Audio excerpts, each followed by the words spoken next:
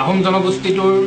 একমাত্ৰ সংগ্ৰামী হতা সদৌত আহোম ছাত্ৰ সন্থাই জনগোষ্ঠীটোৰ জনজাতিকৰণৰ আমি দাবী তুলি আহিছোঁ, কিন্তু অসম তথা ভাৰত চৰকাৰে এই পৰ্যন্ত এই দাবীটোক লৈ কোনো গুৰুত্ব আৰোপ কৰা পৰিলক্ষিত হোৱা নাই।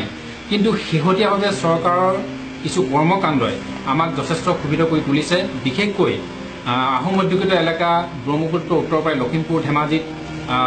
চৰকাৰে যি কেবিনেট উপ সমিতি গঠন কৰি দিছে ৬ষ্ঠ অনুসূচী প্ৰদান কৰিবৰ কাৰণে, আৰু এই মিচিঙক ৬ষ্ঠ অনুসূচী প্ৰদান কৰাৰ ক্ষেত্ৰত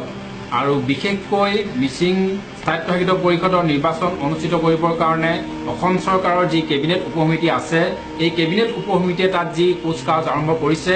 এইটোৱে অনাগত দিনত আহোম জনগোষ্ঠীটোৰ তাত বহু লাখ আহোম মানুহক অন্ধকাৰ ভৱিষ্যতলৈ ঠেলি দিবৰ কাৰণে চৰকাৰে এটা ব্যৱস্থা হাতত লৈছে, যিটো আমি সদৌত আহোম ছাত্ৰ সন্থাই বিগত দীৰ্ঘদিন ধৰি আমি প্ৰতিবাদ জনাই আহিছোঁ যে টাই আহোমক জনজাতিকৰণ কৰাৰ পূৰ্বে লখিমপুৰ ধেমাজিৰ মিচিংসকলক স্থায়িত্ব শাসন প্ৰদান যি পূৰ্ণ স্থায়িত্ব শাসন প্ৰদান কৰিব বিচাৰিছে, যি ৬ষ্ঠ অনুসূচী তেখেতসকলক প্ৰদান কৰিব বিচাৰিছে, এইটো প্ৰদান কৰাৰ পৰা চৰকাৰে বিৰত থাকক। টাই আহোমক জনজাতিকৰণ কৰাৰ পাছত অসম চৰকাৰে মিচিঙক ৬ষ্ঠ অনুসূচী প্ৰদান কৰে, মিচিং স্বায়ত্তশাসিত পৰিষদৰ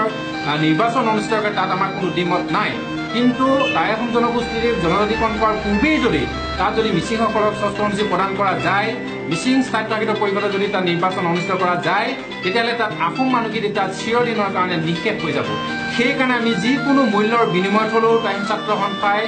আমি অসম চৰকাৰে যি তাত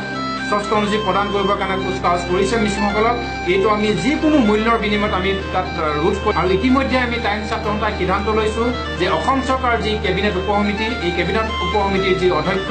ডাঃ ভূমিধৰ বৰ্মন, তেখেতৰ যি হতাশাকাৰী নীতি, তেখেতে যি কুচক্ৰান্ত ৰচিছে, আহোম জনগোষ্ঠীক নিঃশেষ কৰাৰ কাৰণে যি নিকৃষ্ট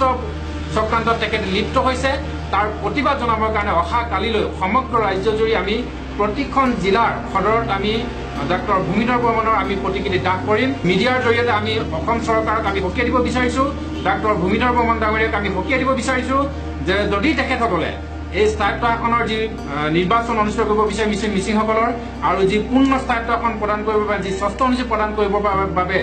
চৰকাৰে যি কুচকাৱাজ কৰিছে, যি কুচক্ৰান্তত লিপ্ত হৈছে, এইটো যদি তেখেতসকলে যদি বন্ধ নকৰে, তেতিয়াহ'লে অনাগত দিনত আহোম ছাত্ৰ সন্থাই ভয়াৱহ জংগী আন্দোলনৰ কাৰ্যসূচী হাতত ল'বলৈ বাধ্য হ'ব। ইয়াৰ লগতে আমি এইটোও আমি দাবী জনাইছোঁ যে যোৱাকালি ধেমাজি জিলাৰ সদৌত আহোম ছাত্ৰ সন্থা লগতে যোৱা ২৭টা সংগঠনে যি ১২ ঘণ্টীয়া বন্ধৰ আহ্বান জনাইছিল,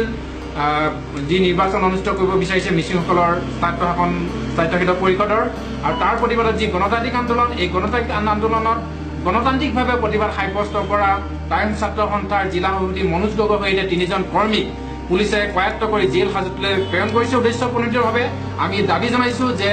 অতি শীঘ্ৰে বিনা চৰ্তে এই ৩জন আমাৰ যি আন্দোলনৰ সতীৰ্থ, এই সতীৰ্থক বিনা চৰ্তে মুক্তি দিব লাগে অসম চৰকাৰে, নহ'লে অনাগত দিনত আমি আহোম ছাত্ৰ সন্থাই চৰকাৰৰ বিৰুদ্ধে অতি ভয়াৱহ গণতান্ত্ৰিক আন্দোলনৰ কাৰ্যসূচী হাতত ল'বলৈ বাধ্য হ'ব।